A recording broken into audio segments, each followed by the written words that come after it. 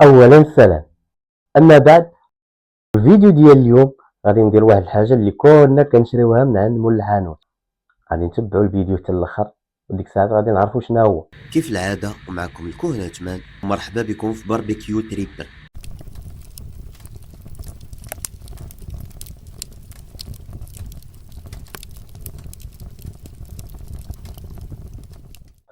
يلا على بركه الله نبداو الفيديو ديالنا. وهذه اللي تشوفوا حوته ديال الطون، غادي نشوفوا شنو هي حكايتها. خاصها نزربن. هذا انا مشيت عند مول الحوت وانا نقول ليه اولا السلام، اما بعد راني هذيك الحوته نقيها قردها خويها وراه عليا. وهذا مول الحوت صوب لي داكشي اللي بغيت، هو يقول لي عليكم السلام. اما بعد هاكا خويا الحوته ديالتك نقيتها قردتها خويتها عطيني باتساع. هذا عاوتاني انا جبت الحوته وانا نطوعها في الثلاجه. هذه خراطنا ونكملوا. هاد الطون هادي فيها 2 كيلو.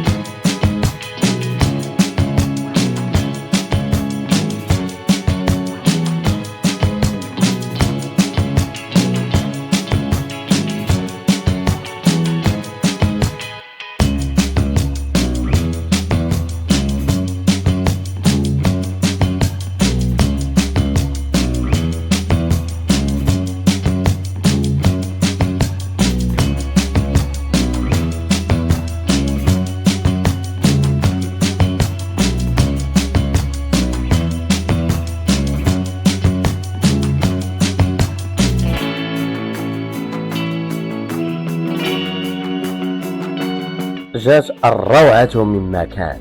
المهم على ما حال، الله يخلف على من نفق ويعطي الصحة اللي ضرب الشطق. نتقاشعوا